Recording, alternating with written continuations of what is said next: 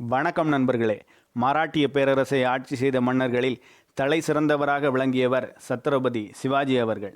இளம் வயதிலேயே திறமைமிக்க போர் வீரனாகவும் மிகச்சிறந்த ஆட்சியாளராகவும் நிர்வாகியாகவும் மற்றும் வல்லமை பெற்ற படை தளபதியாகவும் விளங்கியவர் சிவாஜி. அவர் தனது இராணுவத்தில் சீர்திருத்தங்களை வகுத்து தனது போர்களில் கொரில்லா போர் உத்திகளை பயன்படுத்தி பல கோட்டைகளையும் முகலாயர்கள் ஆண்ட பல பகுதிகளையும் கைப்பற்றி மராட்டிய பேரரசு அமைத்தவர். இவருடைய ஆட்சி காலம் இந்திய வரலாற்றின் பொற்காலமாக கருதப்படுகிறது. மராட்டியர்களின் எழுச்சிக்கும் வளர்ச்சிக்கும் முக்கிய காரணமாய் விளங்கி பிளவுபட்டு கிடந்த பகுதிகளை ஒன்றிணைத்து மராட்டிய சாம்ராஜ்யத்தை நிறுவினார் சிவாஜி அவர்கள். மகாராஷ்டிராவை எத்தனையோ மன்னர்கள் ஆண்டிருந்தாலும் சிவாஜியைப் போல் ஆட்சி செய்தவர் எவரும் இல்லை என்றே கூறலாம். இத்தனை வீரமிக்க சிவாஜியை மன்னனாக மாற்றிய அந்த மந்திர வார்த்தை பற்றி இந்த வீடியோவில் பார்க்கலாம். சிவாஜியை நட்புக்கரம் நீட்டி வரவழைத்த அவுரங்கசீப் நயவஞ்சகமாக தன்னையும் தன் மகனையும் கைது செய்து சிறையில் அடைப்பான் என்று கொஞ்சம் கூட எதிர்பார்த்திராத மராட்டிய மாவீரன் சிவாஜி ஆக்ரா சிறையில் தனது மகன் சம்பாஜியிடம் ஒவ்வொரு வியாழனும் ஏராளமான பழங்கள் வைத்து பூஜை செய்து அந்த பழங்களை தானமாக கொடுப்பது வழக்கம் என்று சொல்லி சிறை அதிகாரியிடம் அதற்கான ஏற்பாடுகளை செய் என்றார். இதை கேட்ட மகன், தந்தையே, நாம் பெரும் ஆபத்தில் இருக்கிறோம், இப்போது எதற்காக பூஜை என்று கேட்டார். அதற்கு சிவாஜி, மகனே, நீ அச்சத்தின் பிடியில் ஆகப்பட்டு விட்டாய் என நினைக்கிறேன். அச்சப்பட்டவர்கள் வெற்றி பெற்றதாக சரித்திரம் இல்லை. நாம் இங்கிருந்து தப்பிப்பதற்கான வழியைத்தான் சொல்கிறேன் என்றார். என்னது, முகலாயர்களிடமிருந்து தப்புவதா? அது சாத்தியமா என மீண்டும் மகன் கேட்க, துணிந்தவனுக்கு தோல்வி இல்லை என்றார் சிவாஜி உறுதியோடு. அதன்பின் சிறைக்கு பழக்குடைகள் வருவதும் போவதும் வழக்கமான ஒன்றானது. அந்த பழக்குடைக்குள் அமர்ந்துதான் சிவாஜியும் மகன் சம்பாஜியும் ஒரு நாள் தப்பித்தார்கள். பூனாவுக்கு அருகே 1630 சிவானி கோட்டையில் பிறந்தார் சிவாஜி. தந்தை ஷாஜி பூனா சுல்தானின் படைப்பிரிவில் மேஜராக பணியாற்றி வந்ததால் தாய் ஜீஜாபாய் மற்றும் தளபதி ஷாயாஜியின் மேற்பார்வையில் வளர்ந்தார் சிவாஜி.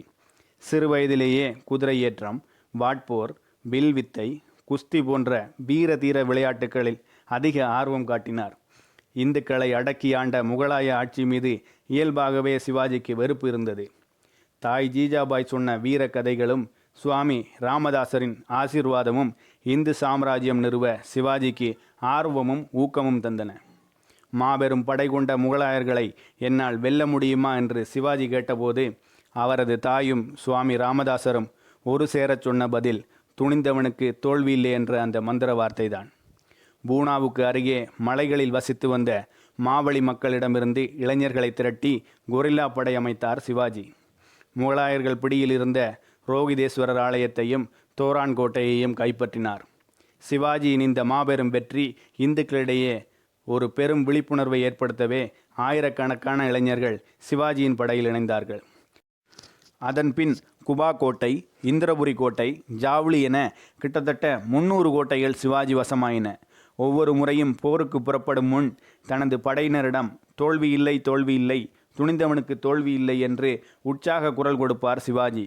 துணிந்து கிளம்பும் அவரது படையும் போரில் பெரும் வெற்றி வாகை சூடி வரும். ஒருமுறை சிவாஜியின் கோட்டை முன் பெரும் கடலென முகலாயர் படை திரண்டு நின்றது. போரை தவிர்க்க விரும்பினால் சிவாஜி நிராயுதபாணியாக தன்னிடம் பேச்சுவார்த்தை நடத்த வர வேண்டும் என அழைப்பு விடுத்தான் தளபதி அப்சல்கான். தனிமையில் போக வேண்டாம் என தளபதிகள் தடுத்த போதும் துணிந்தவனுக்கு தோல்வி இல்லை என புன்னகைத்தவாறு பகைவன் அப்சல்கானை தேடி புறப்பட்டார் சிவாஜி. ஆயுதமின்றி தனிமையில் வந்த சிவாஜியை பார்த்து கேலியாக சிரித்த அப்சல்கான், உன்னிடம் சமாதானம் பேசவா இத்தனை படையுடன் வந்திருக்கிறேன் என்றபடி சட்டென்று தன் உடைவாளை உருவி சிவாஜியின் மார்பில் செலுத்தினான். உள்ளே கவசம் அணிந்திருந்த சிவாஜி கண் இமைக்கும் நேரத்தில் அப்சல்கான் மீது பாய்ந்து தன் கைகளில் மறைத்து வைத்திருந்த விஷம் தோய்ந்த புலி நகங்களால் அவனை கீறி கொன்று போட்டார். தலைவனில்லாத முகலாய படைகளை பந்தாடியது சிவாஜியின் மராட்டிய சேனை. மாபெரும் வீரனாக சத்ரபதி சிவாஜி என முடிசூட்டி கொண்டார் சிவாஜி.